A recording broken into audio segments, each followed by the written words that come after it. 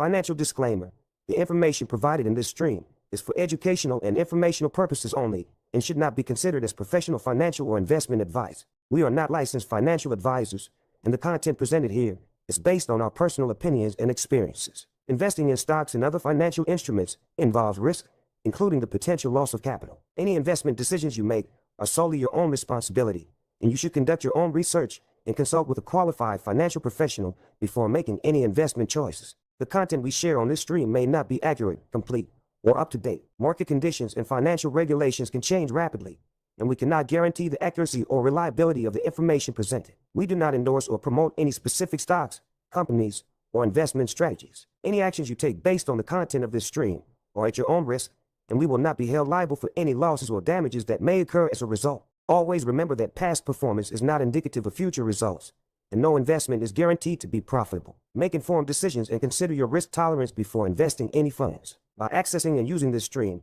you acknowledge and agree that we are not responsible for any investment decisions you make as a result of the content presented. You are encouraged to seek advice from qualified financial professionals for personalized guidance. Please invest responsibly, and only with money you can afford to lose.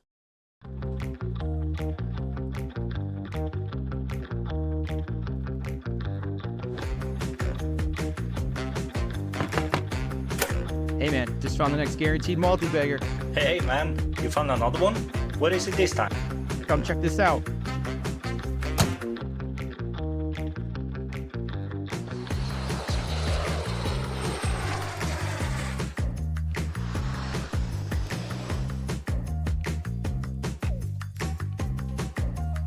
Okay, next please.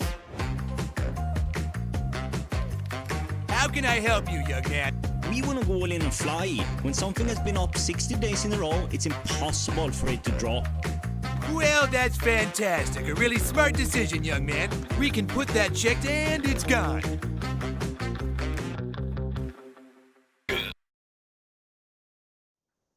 Hey everybody, welcome to the Laughing Stock. How are you today, Dane? Good. How are you? Yeah, good. I'm in the FLYE now, you know. Had to jump in. Sounds like a good one to be in.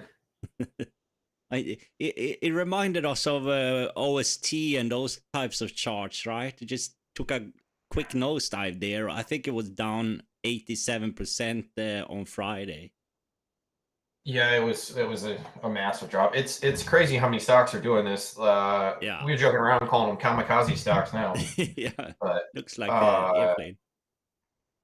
Yeah, I guess it's funny too because I mean, it's just something I hadn't really paid attention to. And you hear about pump and dumps all the time, and like I know they go on, but now that like I am actually kind of watching, and I know you pull them up all the time, like you don't realize how many are out there. Like it's really crazy how many people out there are really pumping and dumping stocks, and a lot of them, don't get me wrong, are like weird foreign tickers and stuff like that. So obviously you're taking a huge risk because you don't really have any fundamental data or anything like that. So if you're trading these kind of things, especially with like real sketch companies, I would limit your position size, especially for those ones. And but at the same time we were talking though, I think both of us had looked at FLYE and thought like, oh, there are some good setups here, just with swing trading lens. Right, and that's what I'm saying. It's not you can't swing trade these things, but number one, make sure you have a stop loss in there, and number two, make sure that you're trimming as you go because there was which one was I in? I think it might have been OST, and like I made good money on it, and I look at it like 2 months later, and it's like like 2% from where I bought it. Yeah. So, and I'm talking 98% down. But you just gotta be careful with these things because the problem with swing trading too is we were just talking about this before. Like I'm doing this on my phone sometimes, and like it's kind of sketchy. It's quick, and obviously I hope my numbers improve as I can start to do this more full time, because the fact that I'm able to do this off my phone and I'm still technically I'm profitable, so I'll be happy with that. This was another not so great week for me, which really was on Friday. Friday, I had 3 of my names that were up to go back down, so it kind of pulled back all my gains, which is annoying. Yeah. I'm not stopped out of them. I didn't get knocked out, but either way. Uh, so now year to date, I'm down to only 23% for the returns. So Yeah, I need a big week here. I need something yeah, coming up. It's been a minute. yeah. And it's we're just talking. It's the market keeps going up, right? And it's just still I find it a bit difficult to stick, stay in names. I Yeah. told you just now that I've done some mistakes in terms of being too aggressive with raising the stop, and I got stopped out even though the position didn't go down below the 10-day moving average, and then the rest of the week is just up day after up day. So I've been missing out on a few gains. I've this year I've done a lot of mistakes, and but I'm noting everything down, try to adjust the strategy and what I look for. Mhm. UEC is one example now recently that I raised the stop too aggressively, I got kicked out of it, and then it's just had a good week, after. Right. And then I think Yeah. same as you, I've been up like a fair bit, like 10% pretty quickly on a few positions, and then they have one big down day, and I've sold half the position, which is according to my rules, and raised the stop to break even. But then I get kicked out of it, and it just cuts the gain pretty much in half, and I think that's how this is. I'm just still waiting for a few more of those really big winners to drag the Mhm. portfolio up a bit. But the last 2 weeks has been a little bit up for me, but nothing to brag about. But at least for me, because I told you I've made some adjustments, and after I did that and went back to like I'm watching thousands of charts these days, and I'm also building like a database. I'm gonna do more research on a particular set of stocks, but the lists are like thousand and thousand of charts. So at least from so far, I think my adjustments are improving my overall performance at least, but still not the big results that I'm hoping for. But yeah, it's a bit tricky. Yeah, I don't know. I go back and forth. I had my sell rules last year, it just being in, 3 days and Three then days, getting yeah. out, and not doing the 10-day moving average. I had done a pretty large study of probably at least 1,000 stocks, from the previous like few months. And that was by far the highest return you could get. Yeah. I was also calculating it on how long your capital's sitting in something too. Yeah. So it's a lot more turnover, but at the same time, it was more profitable. And if I had stuck to my rules and just kept my stop loss in place last year, I would have done great. So, and Yeah. that was from like October to December, which was a good period in the markets. Don't get me wrong, but But it's still a it's short one of time. those things I look at now. And I switched over to the 10-day moving average, and since that, it's been a struggle because I've seen the same thing that you've said where I'm up on something, and my account, like for instance, the highest I've had returned is like, I think it's like 7 or 8% higher than where I am right now. So I'm down 8% from my absolute high. Yeah. But a lot of that is a ticker is up, and my sell rules are the 10-day moving average rule, which the other thing I could do is just sell into strength. I'm almost starting to lean that way. That like if I let something run for a little bit and it starts to and it has some strength and it's up 5-10% for like 2-3 days in a row, I'm probably just gonna sell on that. You mean Or the entire position? well, this would usually be after I had sold half of it, like Yeah. after three Okay. days or 3 to 5 days. Yeah. Um, and if I did that, I would have been in much better shape than I am right now. I would have definitely had some Yeah. stronger weeks. Like this week, for instance, like the 2 or 3 pulled back were positions that I was up decent amount on. They pulled back, which then makes me, go from, like I said, this would have been a break even week with my bad stuff, and then Yeah. or the stuff that just didn't work out. Versus, now I was down 2% this week. Yeah. Okay. So, and 2% is whatever. I mean, it doesn't really matter to me. That's typical volatility I see with this. But Yeah. um, like you said, it's just trying to hone the process, you know. Yeah. We will get there eventually. It's just like I've moved a little bit more because I told you like we have spoken about it on stream. We reference a lot of excellent swing traders here on the stream, right? And they have different setups. They have different things they look at. They have different rules. Mhm. It works for them. So you're just gonna find your own style. But lately, I've just focused more on Kulamagi style. And that has allowed me to get in a little bit lower in base, which has worked pretty good so far. And also the selection. But I can still see like I'm getting stopped out. I'm getting stopped out still on some of the names pretty quickly, you know. But Mhm. I remember he on the stream he says that happens all the time to him, and he can also re-enter the same day pretty quickly after he got stopped out if he still thinks he's gonna move up, which was my case in USEG the first time.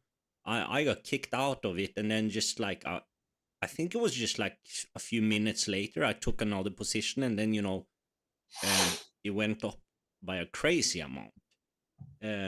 So I think that's normal, and I'm not sure. We were speaking about this for a few days ago, but Kulamagi, his batting average is pretty low compared to other traders. I'm not sure he doesn't seem to be as interested at this stage when he started to do the streams to track his performance and all that, because obviously what he was doing was working great for him. Right. So I'm not sure if he had the accurate number, but he said like he has a 20% hit rate, which is pretty low compared to a lot of the other ones who say in good periods they have like 45 to 50, even higher than 50, you know. Right. But then at the same time, he also says that his weakness has always been that he's over trading. And then we discussed a bit like maybe if he erased that weakness, he wouldn't have the great performance he has, because I'm sure some of those over trading stocks that he's talking about has given him some good gains as well, you know. Yeah, well, I mean, I just look at, part of the reason I like to do my market strength thing is I'm looking at, all the different percentages. And let's say on any given day that I'm watching, I mean, my breakout setup is pretty standard. It's usually around 52-week highs. Sometimes I look at stuff that's just been in a long base and it's not quite 52-week highs, but I do find that those are the strongest ones, and it's more statistically um, a winner. And I can't remember if it was Minervini or O'Neill said that it was over 75% of the stocks that worked out for them were reaching new 52-week highs. Yeah. So in my mind, if I can look at all breakouts, and 25% of, or 20 to 25% of the breakouts occur below 52-week highs, why not just focus on around the 52-week highs? Yeah. I'm not saying the ones below it don't work. They do all the time. But if you're doing 52-week highs, your batting average should be higher on just that alone. Yeah. But doing that with my setup, let's say I find, I don't know, 20 stocks on any given day, right? That kind of met that criteria. If by day 3, I find that 10 of them survived. That means that 50% of those worked out. So if you can somehow shotgun spread that across maybe half that, or let's say a quarter, let's say take 5 stocks on a day. And if you can keep it, like if you're shotgunning it, that means like the one thing, the reason why I switched to 5% is just because I'm trying to have a larger stop loss to see if I can stay in some of these names a little bit longer. Because if half my names I can catch and they're all decent by day 3, and then let's say another 25 to 30% of them are, only going to be like kind of break even, maybe down 1%, up 1%, whatever. Like they didn't really do anything. And then I have maybe like 1 or 2 I get stopped out of. The math works quickly in your favor doing that. Yeah. But this is What the are we problem talking is like about? it works out and then, it goes back up, and then the second half of the position drags me back down, which is what's been happening. So that's why I'm kind of contemplating selling out a little bit faster, or just having my sell in the strength rule. Because those are 2 things I've both seen happening. Yeah. And I know I know I say I shouldn't be adjusting too much, but it's just hard not to try things at this point because you know this money is all kind of superfluous to me in terms of this account. So don't get me wrong. I mean, it sucks to lose money. I'm not saying it doesn't suck, but like me practicing in here in this account and trying things, and I'm just not someone who can do. I know they always are like, oh, just do like one share in your account, but like if you have real money invested, it just makes you focus that much harder, which is why Yeah. I'm not doing like one share or doing like a No. small account with like $1,000 or something like that. Like it just wouldn't have the context to me that, having, more money in does. So, And I mean, also in your situation and my situation, we have jobs, yeah, on the side of this, and if you have one share, then I can promise you, you are not going to bother so much when you are at work checking things because it's so little money. So to be able to do this and actually try to lift yourself up financially in the situation we are in, you have to use your real money to practice. right. Yeah. And I watch like Minervini's videos and stuff, and I understand what he's saying. I don't know if I have the time and the ability to do some of the things he does. And don't get me wrong, if I make 20 some percent a year or whatever, I mean, even now, I think like I said, I'm up 23% right now for the year, which is double the S&P. So, I'm doing fine. But a few weeks ago, when the S&P was only up like 6-7%, and I'm up over 30, now I'm like 5 times the market. Like that's really what you need to be doing if you're going to really try and outperform is you got to be in Yeah. some of those numbers. And like the goal is 50 to 100% returns in a year, which, I really don't, I look at even bad years and I see how these traders perform in the bad years. And it just makes you realize that like you can do it. It's not easy. And don't get me wrong. If it was like a nosedive year and everything was just tanking all year, like a 2008 or something like that, you're not going to trade during that year. You're No. going to just get killed. But those are far and few in between. So let's say 1 year out of a decade, you're not doing much. So in average though, I see him able to make over 200%. And you look at all the little things he's doing to double his position size and to keep adjusting that stop loss up and stuff like that. And I understand the merit of doing that. You get in at 5%, you build it up to 10, and then maybe even up to 20 or 15, whatever you want to use. If you can get in a good stock that's going up, like, imagine if you had done that on like an Ava or something like that, you can really outperform with those numbers. But it's tough. And like I said, I did all the math and just because of the odds, now I'm not nearly as good as those guys at picking the perfect setups. Like, like you said, we're looking at thousands of charts. I'm doing the same thing. I'm looking at hundreds of charts a day. Yeah. And there's things I definitely notice. There's correlations I see all over the place. There's certain things that like, even now me getting a little bit more technical savvy, like I watch things dip down and bounce off like a 50-day moving average. And where in the past I wouldn't have really known what to think about that. Now I'm like, I can see that, and then I can see the stock move back up. And like, to me, that shows like institutional support. Like they don't want it to go past that price. So they're buying there, no matter what. They think that's a good price to buy at. So you start to see things like that, and it can give you a little bit more confidence going into positions, especially when the chart can be like sort of choppy or it hasn't consolidated for super long, those kind of things. Yeah. But the idea here with the smaller position size, me moving it back to 5%, is I can do a little bit more of that shotgun spread approach.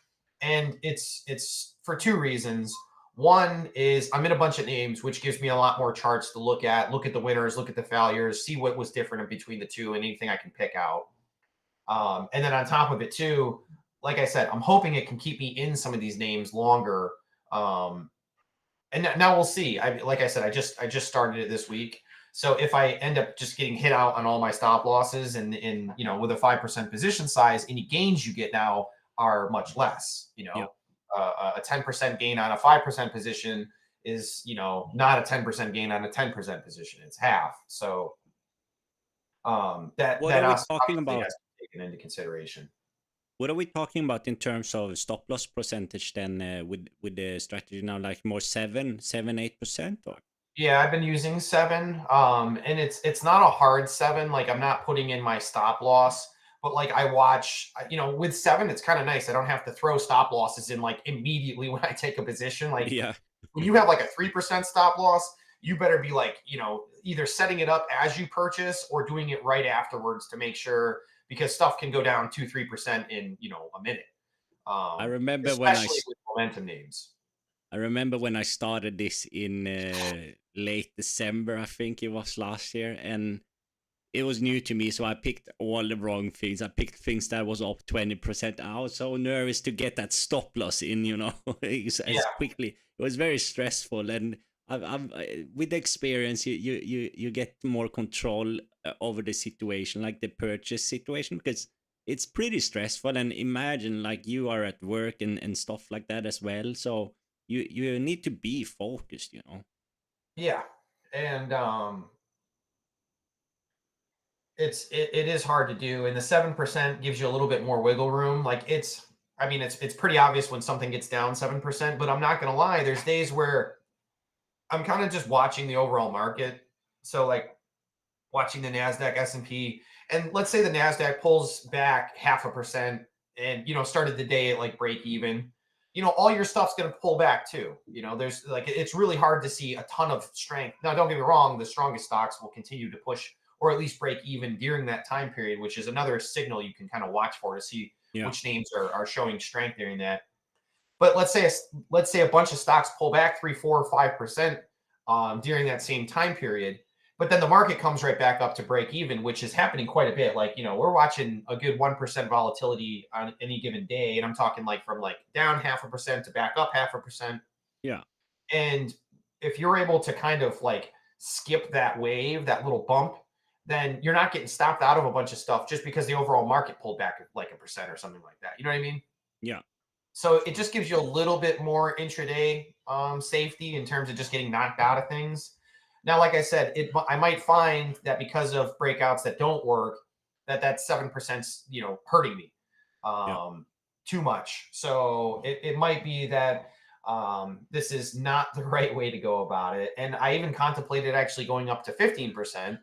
Now, obviously, you have tight stop losses at 15%, 3%.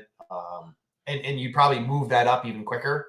So, a stock that's up 5%, I might move it up to, only down 1% for my stop loss or something like that, just to, but there's a lot less names you're going to be in. You're going to be a lot more picky with your setups, which not saying that that's not the right way to do it. It's just, it's a different idea.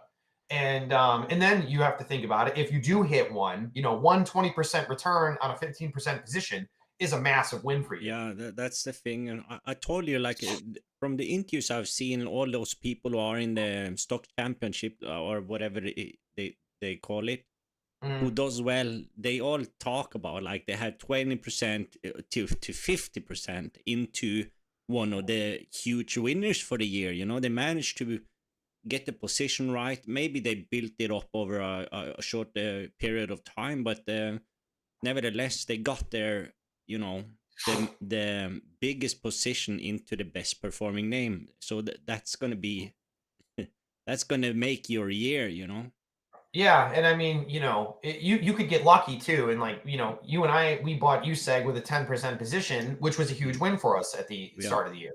It helped make up for all the dumb mistakes I had done at the end of last year. But then at the same time, if we had taken a 20 or 30% position in it, and I'm not saying it's that easy to do, because the problem is that morning, USEG didn't have anything going for it. It was a decent breakout setup, but it wasn't anything special. There was all of a sudden, Trump said, let's drill. And everybody's like, buy oil. So just good timing in terms of luck. But that's the other thing too, is like a lot of this is all statistical based. So if you are taking 15, 20% positions, it's tough if you do it initially. Now, Kulamagi, or however you say his name, he's someone who will take almost his entire position right away. He says that multiple times. He's not trying to build positions over time. He just finds that if the setup's right, he knows how much of the account he wants to put in, based on ADR and stuff like that. And he takes his position there and it is what it is. And he said he'll even sell some and then maybe add later, but he said that's more rare. where you get like a Minervini and, you know, he takes a smaller position in a bunch of names. And then as certain ones work out, maybe double his position in some of those names and then adjust his stop loss for the newer shares as well as the old shares. And he calls it adjusting for worst case scenario. Yeah. So if worst case scenario is like, let's say with me, you got a 5% position at 7% stop loss. Let's say you're up 10%. You double your position to 10. The second 5% you put at, let's say, up 5%, and you move the bottom down to break even. Well, now, you know, your loss, even if you lose something, is up 5% on the 5%. Yeah. So, or maybe just slightly down from that. I honestly, I just have to see the math there. And then, you know, let's say it goes up another 10%. You know, he takes another 10% and puts the stop loss around 10. And then no matter what, that extra stuff, if it works out, is great. If it's not, it goes back down. I mean, he's at least break even, you know? So it's one way to build that position. And like you said, all it takes is one or two of those positions to have a good time where, you know, don't get me wrong. I've had stocks like Ampex this year, STCUF at its high was up, you know, 50, 60, 70% for me. So a 20% position that's up that much is a big win for the portfolio. Sure. And those are stock names that could be doing it. So if you can get only a few names, I mean, if you have a 20% position that's up 50%, and you know, let's give or take and say it was a mix of how it got up to 50%. That's like an 8% return on the portfolio. And if you did that, even let's say, or let's just say 10%, let's just make that. I know that's high, but let's say it's 10%. Let's say you did that once a month. I mean, that's 120%. Now, don't get me wrong, you're going to have a bunch of stuff that didn't work out. But if you're doing all those things to make sure that you're breaking even on most, then, you know, even for your drawdowns, which are going to be like 0.5% of the portfolio, you can have quite a bit of those and still come out, you know, up 80, 90% for the year. Yeah. So, I mean, this is how those guys really outperform. Yeah, that's I was gonna say, like, this is the art, right? This is the skill and the experience that comes with it. And to be honest, if you just look at the charts in the names that we are involved in the last recent run up from April till today, you will see setups multiple times on the way up where you could have added to the position if you decide to do it more like he's doing. But I know at the same time, you know, David Ryan, I've spoken about him many times here. He is good friends with Minervini. He's in his books and all that stuff. They are very similar, both based on O'Neill.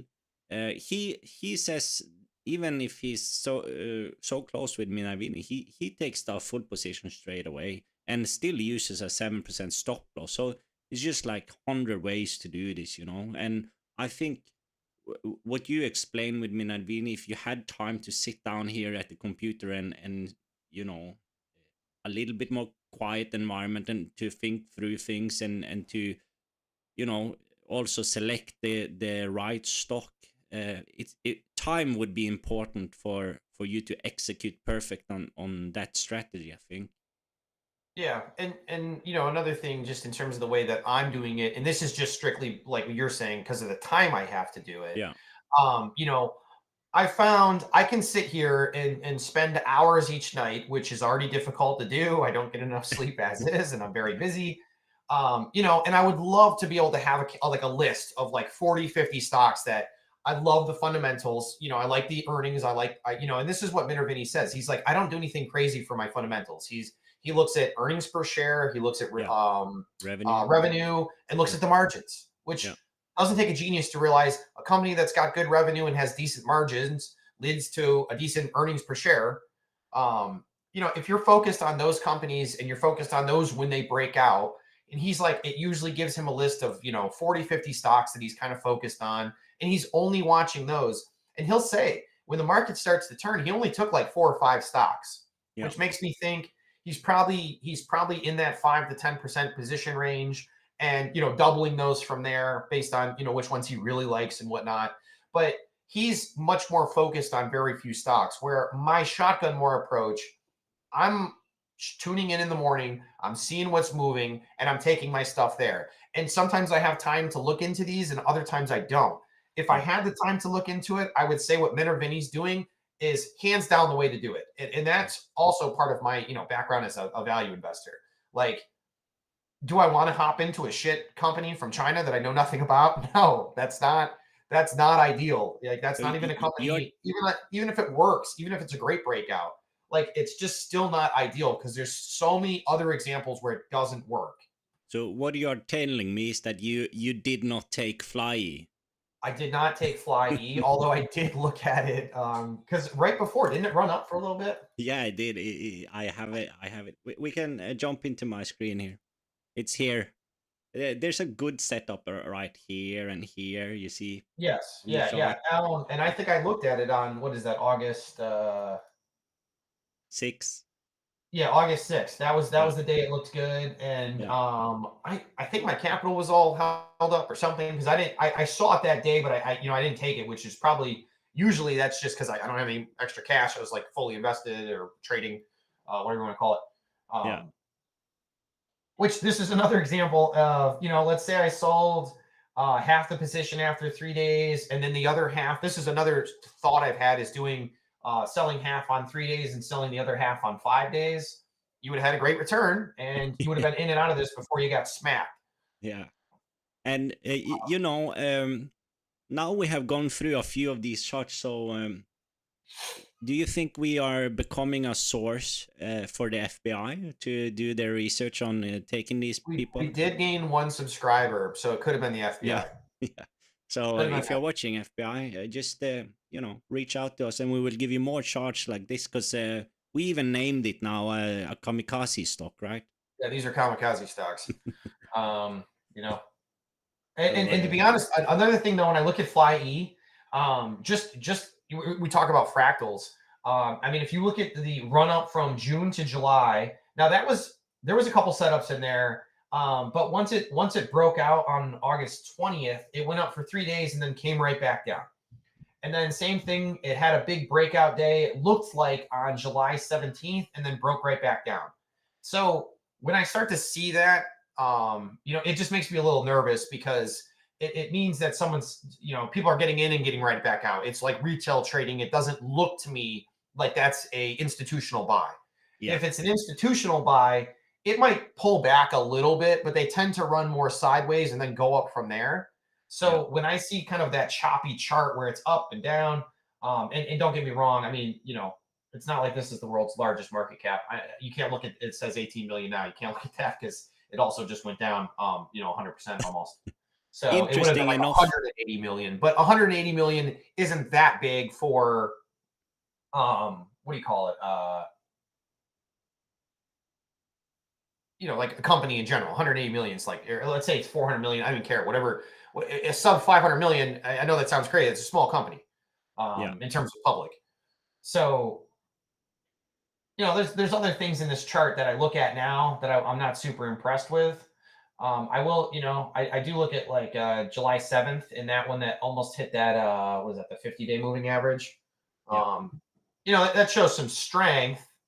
And someone's buying there, but that's also someone who's about to pull the rug. That's the same guy.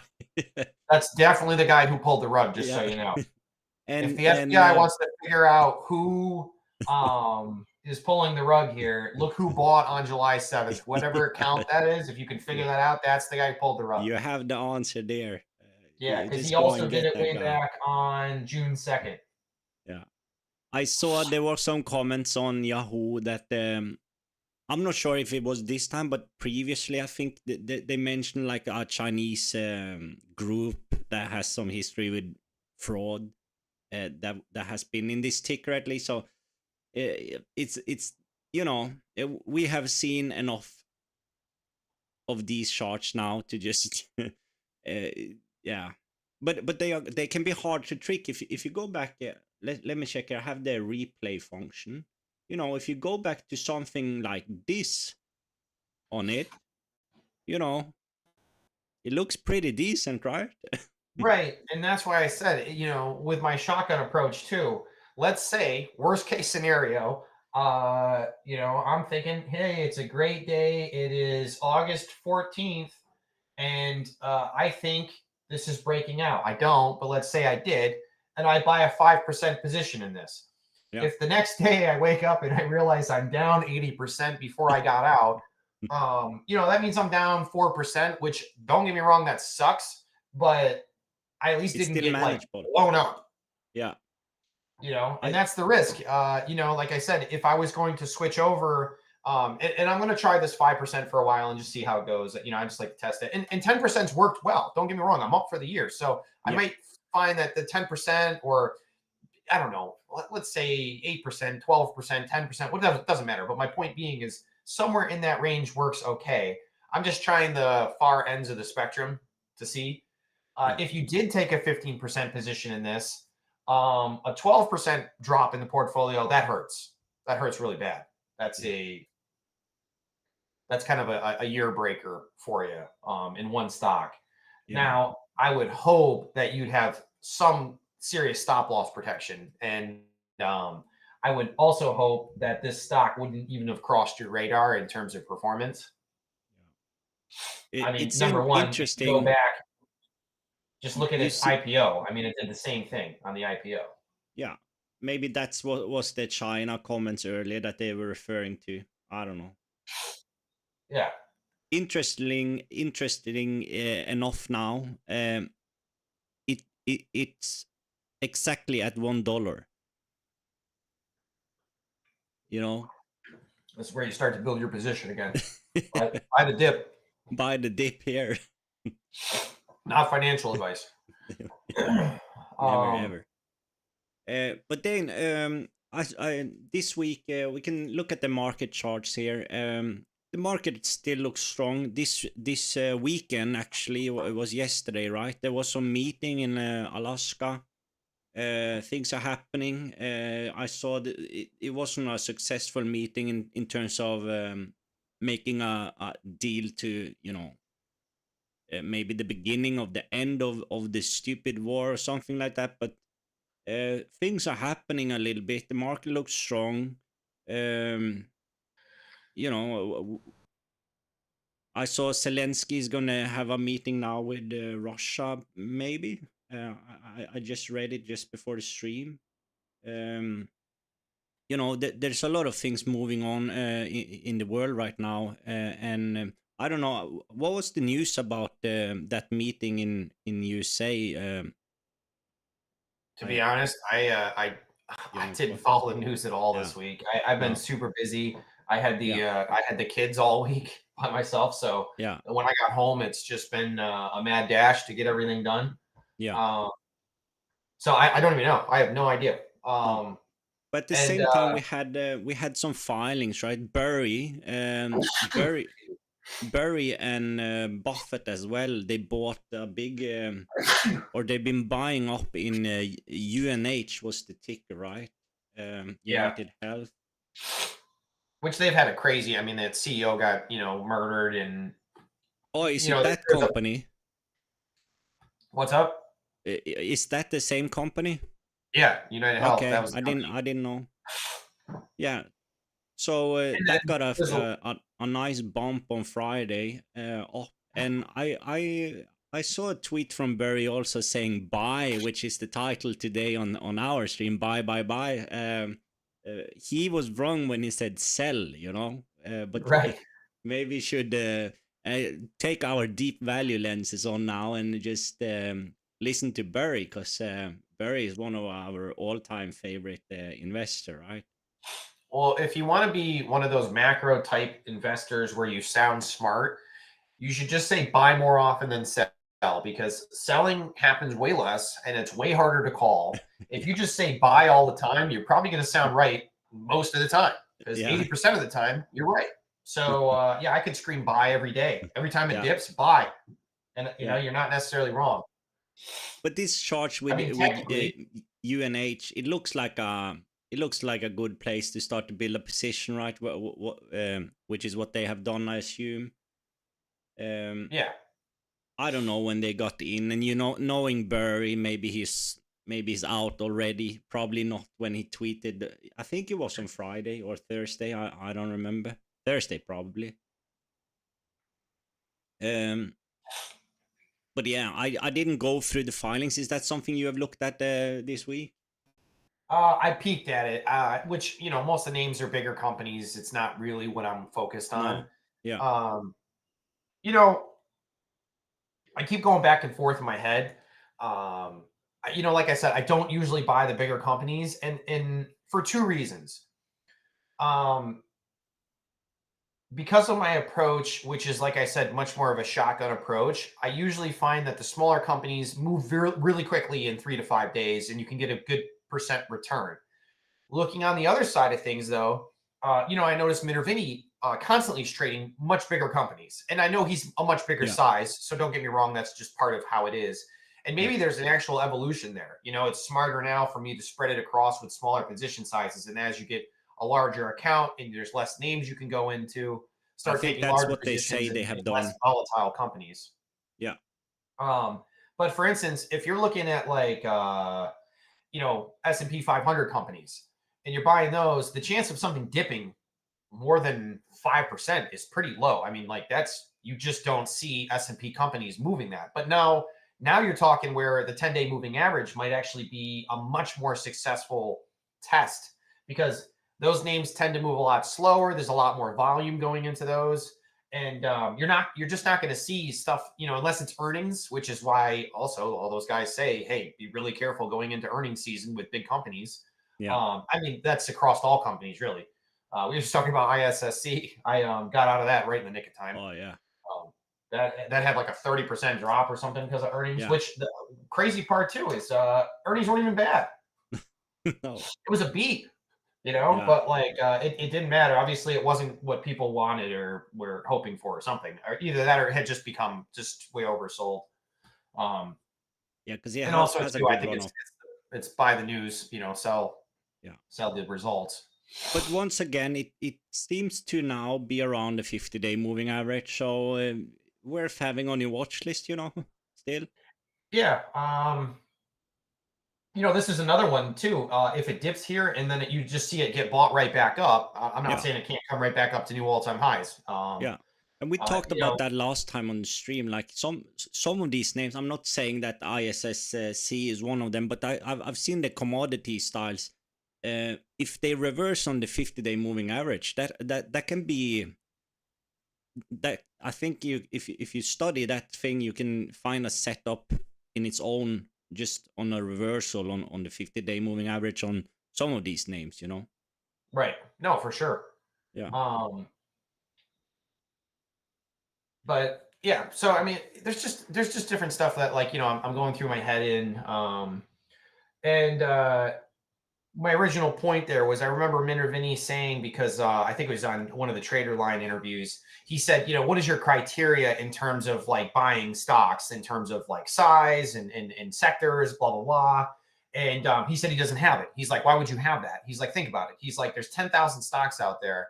You got any given part of that market moving. He's like, it's not like, he's like, to focus on like, you know, this is why he insults index investing. And he says the indexes are such a dumb way of looking at something. He's like, why would I look at 100 stocks and think that's what the market's doing? He's like, there's another 10,000 stocks out there. Why would I focus on just 100? And he was basically saying that it might be that the big Magnificent Seven are the ones that are moving most. So why not focus on the Magnificent Seven?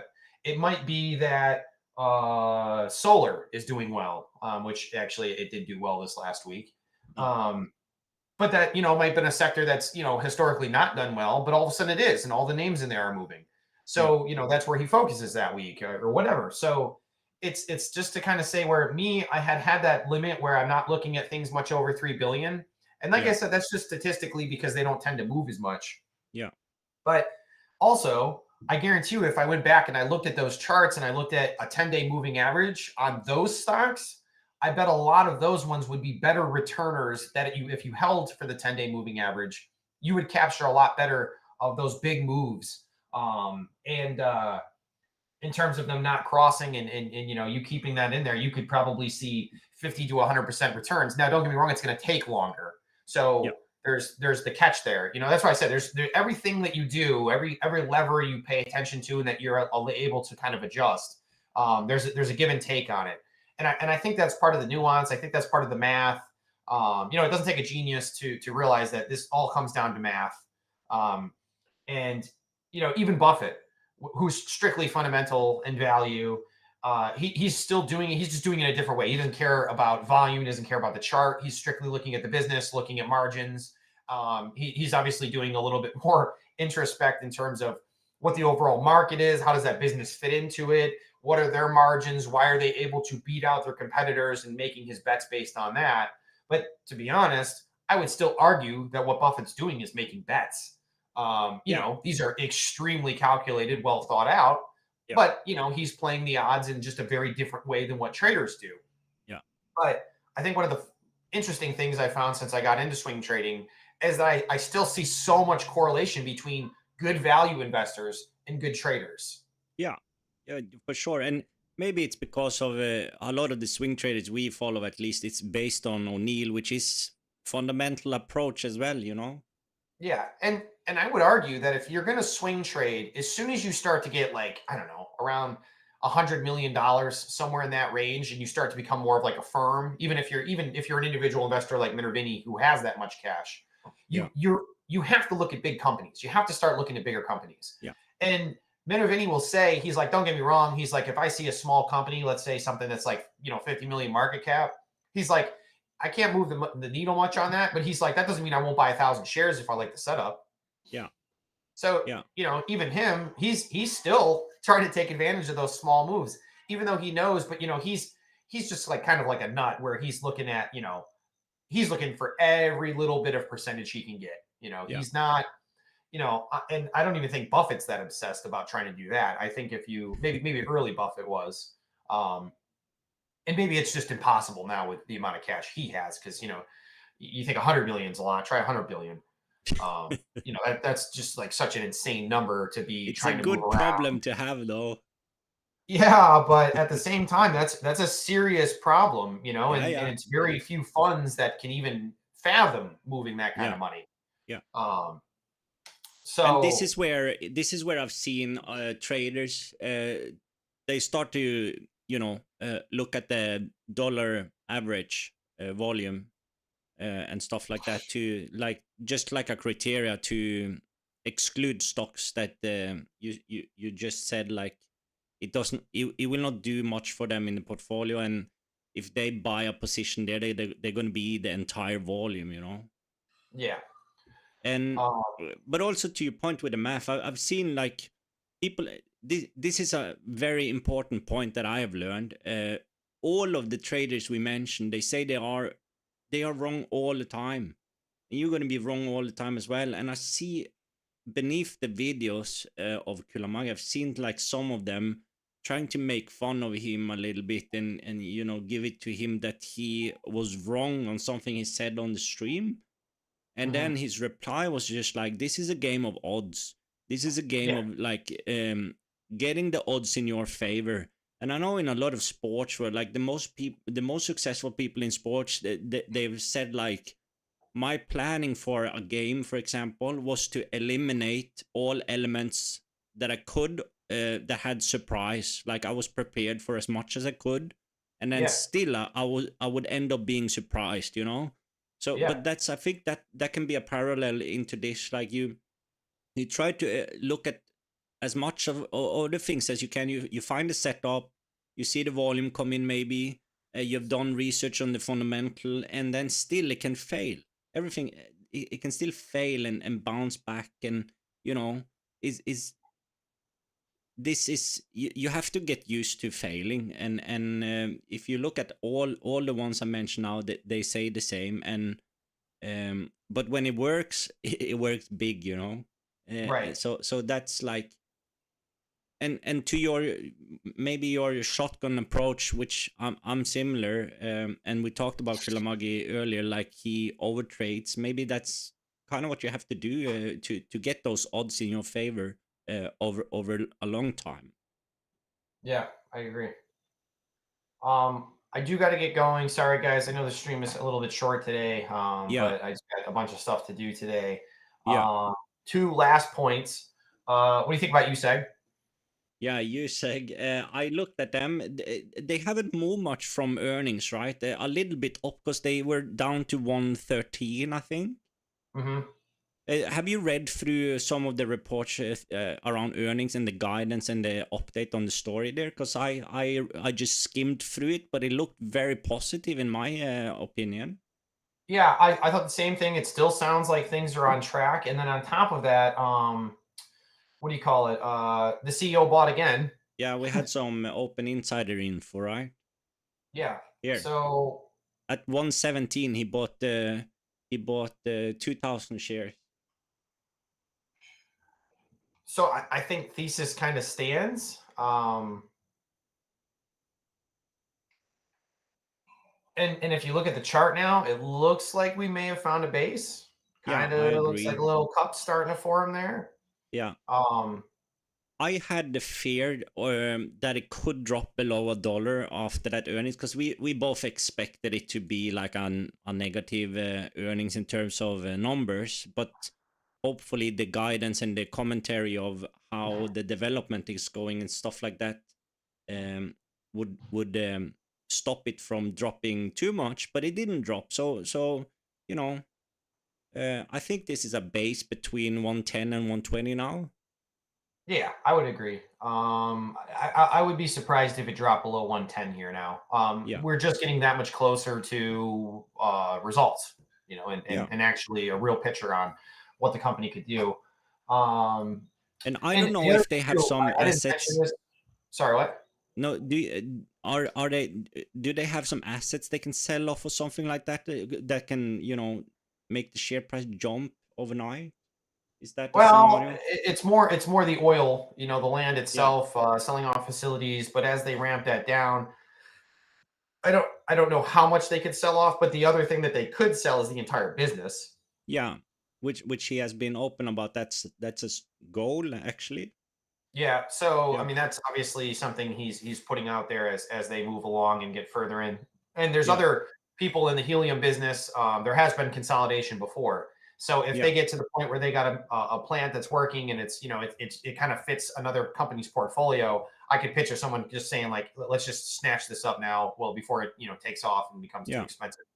yeah, Private capital especially is through the roof lately. yeah. Um, I would be much more comfortable trying to build a position now after that earnings call. yeah, And but of course I would like to be. I didn't take advantage at 113, which could be a miss, but I it's still attractive here at 121. CEO, like I said, he bought at 117. Not that that matters a lot because he has so many purchases, but he even bought shares above almost $2.50. yeah. I So will say I keep putting in buy orders in at 110. They yeah, haven't triggered obviously, but I keep putting them in because yeah, I think I would love to get in at 110. yeah. Um, No, I agreed. That would and be of a course, good place. it's funny it hit 113 because my average last time was 112. Yeah, So I was like, wow, it's right where I was thinking last time. So yeah. I still And got the value pricing in on my side. I still got that a little bit in me. like we Um, always keep saying with this ticker, history wise, that it has these big bounces on news. yeah, So that's just a bonus feature, and I'm sure it can have big drops as well moving forward. right. But just handle it with a stop loss that makes sense. Maybe it gaps down, but uh, that's Yeah, again to the odds. I'm starting to have that feeling though. I think it's hard for it to gap down much from here. Like to go Yeah, down 10% or something like that, which is usually my stop loss for a deep value play. yeah, Um, I picture that being hard to do. I don't if I got in at 110, I would be very confident. I do not think it would hit $1. yeah, Now who knows? I'll say yeah, that, and on Monday it'll be like 95 cents.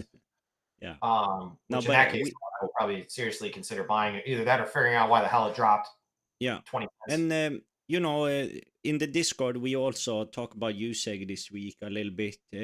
I think what value pointed out that the CEO has been buying shares again. Yep. And now the earnings is already done, and it did not drop. So good signs in my opinion. Yeah. Yeah, I Yeah. agree. Just before you go, Dane, what are your positions right now? Like, which tickers are you in? Of course, I just closed my spreadsheet. Uh, Hang on. we can go I can through open that it one. real quick. I mean, It doesn't take long to open up. But and then two things I wanted to say. I want to look more into PBI. yeah, PBI. You had brought up some stuff on PBI, which sorry, Value. I wish I got to talk. That's the other thing I wanted to talk about, but I do got to get going. Yeah. And then what do you call it? The other thing too is in terms of buying, and I don't really have many indicators on what's a good time to buy or anything like that. But one thing that I always say is bullish is if you look at insider buying, there was a ton of insider buying in the last week. I mean, how many tickers do I have here? Oh, you mean in general? Yeah, I have Yeah. I have like 130 or something. Yeah. Where Yeah. there's insider buys in the last week. So Yeah. huge insider buying week, which makes me just everything looks bullish right now. Which of course is hard to ever say and be confident with. Some of the tickers right now, EuroSeas, ESEA. I took Weibo Corp, which is one of those ones that probably should be careful of, but either way, it's got actual revenues. I took Standard Lithium. I took COEP, which had a big day on Friday. It's a small biotech, so it probably get murdered on Monday. I saw a lot of biotechs. Stuff that's up and trying to take a setup on it, and that was one of the names that I actually liked. It's a small position, don't get me wrong. Yeah. But we'll see if it can work out. I'm just testing something. I took FIGS. I took SLDP, Solid Power. I took AUPH, Arena Pharmaceuticals, EMX, Royalty. And then some of my names that were down was what was it? Met C, Ramaco had a huge dive, took like a 13% dive, so that one hurt me. Ream F was another one I was holding, and that took a dive. So it's at 116, so it's not that it honestly it moves 10 cents a day, so it'll be up 5-6%, it'll be down, so it's all over the place. Yeah. And then what else? I'm still in Mag, just holding it as a, I'll probably sell that soon. And yeah, that's most of the names. Skills, did I mention Skills? So like I said, some of these names are kind of break even for me because I've been doing a larger stop loss, so I just haven't got kicked out of them. Yeah. And just trying to see how things go. We talked about the new egg this week as well. Yeah, I mean, but that's another name that it had a 40% day, it had a 24% day before that, and then it's down 20%. So yeah, I mean, if you're buying on the end of August 13th, or even if you're buying on the day of the 15th, like I'm sorry, that's a crazy buy. That's a crazy buy. Not it's a 60% run up the days before. I don't know. I have a hard time buying something when it's up 60% in 2 days. Very hard to get into this one. My positions right now that I'm in is still in. I'm still in FUTU, and I've had a good gain there. Race to stop the break even. I'm in PL, tiny gain. And then I took actually CCCC on Friday. So I noticed a lot of biotechs on Friday were moving. Yeah. And I got stopped out on a few ones, but as break-even trades, and even I sold a little bit when I had a gain. Hood was one of them that hurt me a bit because it dropped here and got me stopped out, and then after, of course, it goes up again. Gotcha. And I didn't manage to sell off the position here, so that ended up flat, which was a bit annoying. Yeah. But yeah, no big gains, but I'm still in good names that I haven't lost so much, so that's good. Yeah, like I said, down 2% for the week, which is whatever. But Yeah. I've had a couple bad weeks in a row, so I'm just waiting for things to start gaining a little traction again. Which, I've done all the statistical analysis of what I'm doing, and having a 10% swing down is common statistically with this. It will Yeah. happen almost once a year, if not twice a year. So it doesn't really disturb me. It's more just annoying. It's frustrating, and it's more when I do have these pullbacks. Was there anything I could do to reduce them or eliminate them for that matter? Yeah. So, all right. Yeah. Well, everybody, enjoy the rest of your weekend. I'm not 100% sure the following week if I can stream, just because of work. So I Yeah. will keep you updated. We'll let the stream in Discord now. Yeah, same. I'm gonna be a little bit. We need to speak together each weekend now, I think, because I might be a bit busy moving forward a few weeks. So we will just update on Discord. Sounds good. Yeah. All right, All right. everybody. Bye bye. Have a good one.